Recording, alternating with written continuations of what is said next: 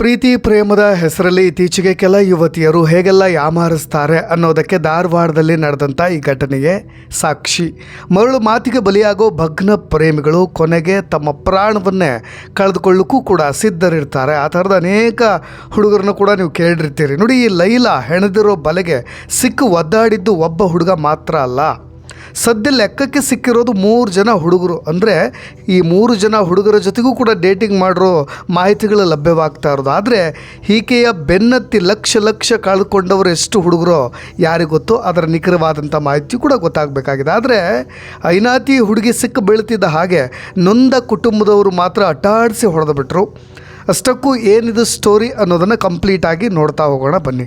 ಸ್ನೇಹಿತರ ದೃಶ್ಯಗಳಲ್ಲಿ ಗಮನಿಸ್ತಾ ಇದ್ದೀರಿ, ಜೀನ್ಸ್ ಪ್ಯಾಂಟ್ ಹಾಕ್ಕೊಂಡಿರೋ ಹುಡುಗಿ ಟೈಟ್ ಟೀ ಶರ್ಟ್ ಹಾಕ್ಕೊಂಡು ಸ್ಟೈಲಾಗಿ ಓಡಾಡ್ತಿದ್ದಂಥ ಯುವತಿಯೊಬ್ಬಳು 3 ಹೆಸರು ಇಟ್ಕೊಂಡು, ಅದು ಕೂಡ ಹೆಸರನ್ನು ಚೇಂಜ್ ಮಾಡಿಕೊಂಡು, ಇತ್ತೀಚೆಗೆ ಈ ಫೇಸ್ಬುಕ್ಕು ಇನ್ಸ್ಟಾಗ್ರಾಮ್ಗಳು ಬಂದ ಮೇಲೆ ಐಡಿಗಳಲ್ಲಿ ಅದರಲ್ಲಿ ಹುಡುಗರು ಮೆಸೇಜ್ ಮಾಡ್ತಿರ್ತಾರೋ ಹುಡುಗಿರು ಮೆಸೇಜ್ ಮಾಡ್ತಿರ್ತಾರೋ ಒಂದು ಗೊತ್ತಾಗೋದಿಲ್ಲ. ಆದರೆ ಎಲ್ಲೋ ಒಂದು ಕಡೆ ಬಲಿಯಾಗೋದು ಮಾತ್ರ ಅಮಾಯಕ ಹುಡುಗರು ಅನ್ನೋದು ಮಾತ್ರ ನಾವೆಲ್ಲರೂ ಕೂಡ ಅರ್ಥ ಮಾಡ್ಕೊಳ್ಬೇಕು.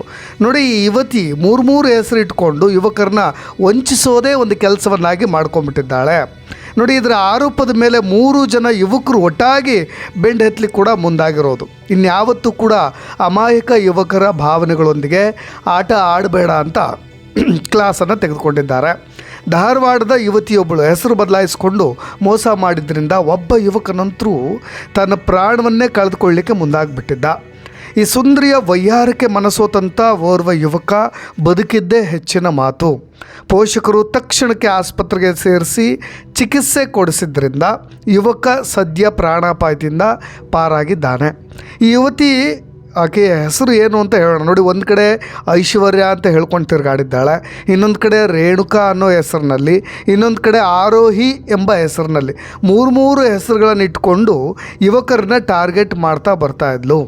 ಸ್ವಲ್ಪ ಹಣವಂತರನ್ನ ಅಥವಾ ತನಗೆ ಬೇಗ ಬಲೆಗೆ ಬೀಳುವಂಥವರನ್ನು. ನೋಡಿ, ನೋಡಲಿಕ್ಕೆ ಏನು ಅಂತಹ ಚಂದದ ಹುಡುಗಿ ಏನಲ್ಲ. ಆದರೆ ಇಲ್ಲಿ ನಾನು ಬಣ್ಣವನ್ನು ಹೇಳ್ತಾ ಇಲ್ಲ. ಆದರೂ ಕೂಡ ಈ ಪ್ರೀತಿಯ ಹೆಸರಿನಲ್ಲಿ ಯುವಕರನ್ನ ವಂಚಿಸಿ ಅವರಿಂದ ಹಣವನ್ನು ಪಡೆದುಕೊಳ್ಳೋದು. ಕೊನೆಗೆ ನಾನು ನಿನ್ನ ಮದುವೆ ಆಗ್ತೀನಿ ಚಿನ್ನಾರನ್ನ ಅಂತ ಹೇಳಿ ನಂಬಿಸಿ ಯುವಕರಿಂದ 10-20 ಸಾವಿರ ಅಲ್ಲ, ಲಕ್ಷ ಹಣವನ್ನು ಪೀಕ್ತಾ ಇದ್ಲು. ಈಕೆಯ ನಕಲಿ ಪ್ರೀತಿಯಲ್ಲಿ ಅಂಧನಾದಂಥ ಗುರು ವಕ್ಕಂದ್ ಎಂಬಾತ ಐಶ್ವರ್ಯನೇ ಬೇಕು ಅಂತ ಹೇಳಿ ಕೊನೆಗೆ ನೋಡಿ ಇಷ್ಟೆಲ್ಲ ಗೊತ್ತಾದರೂ ಕೂಡ ಮನನೊಂದು ಪ್ರಾಣ ಕಳೆದುಕೊಳ್ಳಿಕ್ಕೂ ಕೂಡ ಮುಂದಾಗ್ಬಿಟ್ಟಿದ್ದ. ಇಷ್ಟು ಮಾತ್ರವಲ್ಲ, ಮದುವೆ ಆಗೋದಾಗಿ ಹೇಳಿ ಗುರು ಬಳಿಯಲ್ಲಿ ಈಕೆ ಪಡೆದುಕೊಂಡಿದ್ದು ಬರೋಬ್ಬರಿ 7 ಲಕ್ಷ ರೂಪಾಯಿ ಕ್ಯಾಶ್. ಹಣ ಬರ್ತಾ ಇದ್ದಾಗೆ ಐಶ್ವರ್ಯ ವರಸೆಯನ್ನೇ ಬದಲಾಯಿಸಿ ಬಿಟ್ಟಿದ್ಲು. ಇದರಿಂದ ನೊಂದಂಥ ಗುರು ಬದುಕಿದ್ದು ಏನು ಮಾಡೋದು, ಒಂದು ಕಡೆ ಅವಳು ಕೂಡ ಇಲ್ಲ, ಇನ್ನೊಂದು ಕಡೆ ನಾ ಕೊಟ್ಟ ದುಡ್ಡು ಇಲ್ಲ ಅಂತ ಪ್ರಾಣಕ್ಕೆ ಸಂಚಕಾರವನ್ನು ತಂದುಕೊಳ್ಳಿಕ್ಕೆ ಮುಂದಾಗಿಬಿಟ್ಟಿದ್ದಾನೆ. ನೋಡಿ, ಈ ವಿಷಯ ತಿಳಿದು ಆರೋಗ್ಯ ವಿಚಾರಿಸಲಿಕ್ಕೆ ಆಸ್ಪತ್ರೆಗೆ ಬಂದಾಗ ಗುರು ಕುಟುಂಬಸ್ಥರು ಈ ಐಶ್ವರ್ಯಳನ್ನು ಲಾಕ್ ಮಾಡ್ತಾರೆ. ಓಡಿ ಹೋಗಿದ್ದ ಆಕೆಯನ್ನು ಬೆನ್ನಟ್ಟಿ ಅಟ್ಟಾಡಿಸಿ ಹಿಡಿದು ಕರ್ಕೊಂಡು ಬಂದು ಅಲ್ಲೇ ಥಳಿಸಿಬಿಡ್ತಾರೆ.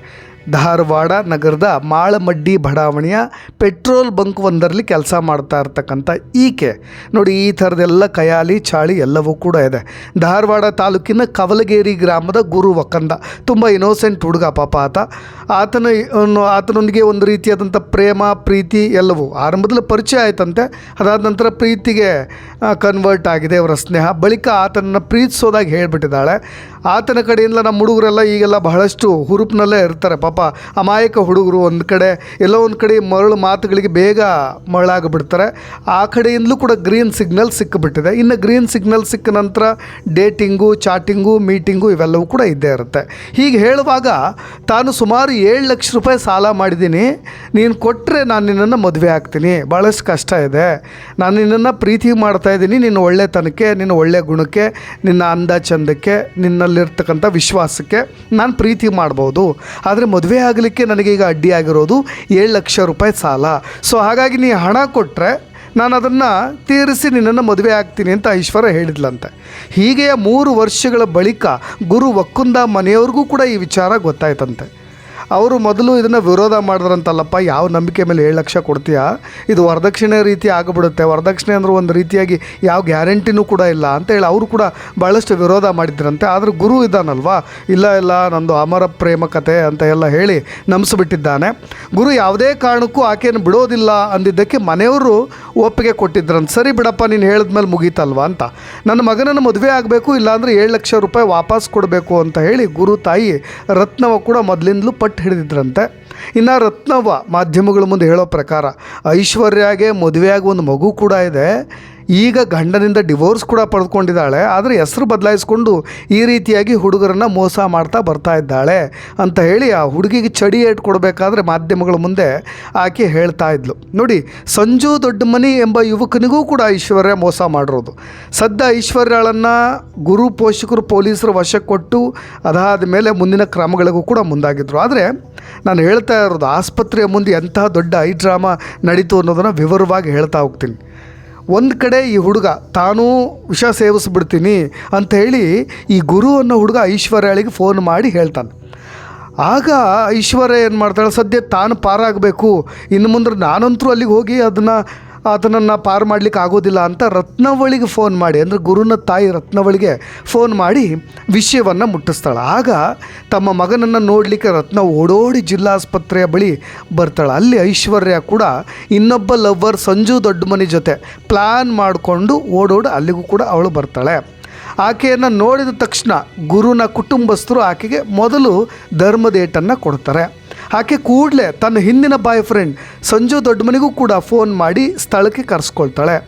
ಆಕೆಯನ್ನೇಕೆ ನೀವು ಟಾರ್ಗೆಟ್ ಮಾಡ್ತಾ ಇದ್ದೀರಾ, ಆಕೆ ತಪ್ಪಿಲ್ಲ, ತುಂಬ ಒಳ್ಳೆಯವಳು, ಆಕೆ ಆ ಸಚ್ಚಾರಿತ್ರವಂತೆ ಸೀತೆ ಈ ರೀತಿಯಾಗೆಲ್ಲ ಆತ ಕೂಡ ಸಮರ್ಥನೆ ಮಾಡ್ಕೊಳ್ಳಿಕ್ಕೆ ಬರ್ತಾನೆ. ಆಗ ಸಂಜು ಹೀಗೆ ಹೇಳತ್ಲೆ ಸಿಟ್ಟಿಗೆದಂಥ ಗುರುನ ಕುಟುಂಬಸ್ಥರು ಮತ್ತೆ ಐಶ್ವರ್ಯಳನ್ನು ತರಾಟೆ ತೆಗೆದುಕೊಂಡು ಮತ್ತೊಂದಿಷ್ಟು ಧರ್ಮದೇಟ್ ಕೊಡ್ತಾರೆ.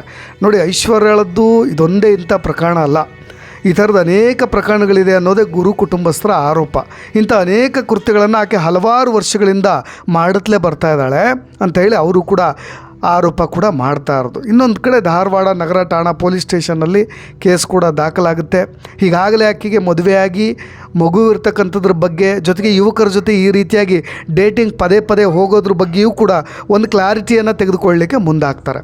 ಏನೇ ಇರಲಿ, ಪ್ರೀತಿ ಪ್ರೇಮ ಎಲ್ಲವೂ ಕೂಡ ಓಕೆ, ಆದರೆ ಆಕೆಯ ಹಿಂದೆ ಮುಂದೆ ಒಂದು ರೀತಿಯ ಆಕೆ ಒಳ್ಳೆಯವಳ ಕೆಟ್ಟವಳ, ಅವರ ಕುಟುಂಬ ಎಂಥದ್ದು, ಈ ಹಿಂದಿನ ಆಕೆಯ ದಿನಚರಿ ಹೇಗಿದೆ, ಫ್ರೆಂಡ್ಶಿಪ್ ಏನು, ಇದ್ರ ಸ್ವಲ್ಪವೂ ಕೂಡ ವಿಚಾರಿಸದೆ ಗೊತ್ತು ಗುರಿ ಇಲ್ಲದಂಥ ಹೆಣ್ಮಗಳ ಜೊತೆ ಇಷ್ಟೊಂದು ಹಣದ ವ್ಯವಹಾರವನ್ನು ಯಾಕೆ ಮಾಡಲಿಕ್ಕೆ ಮುಂದಾಗಬೇಕು ಅನ್ನೋದು ಪ್ರಶ್ನೆ.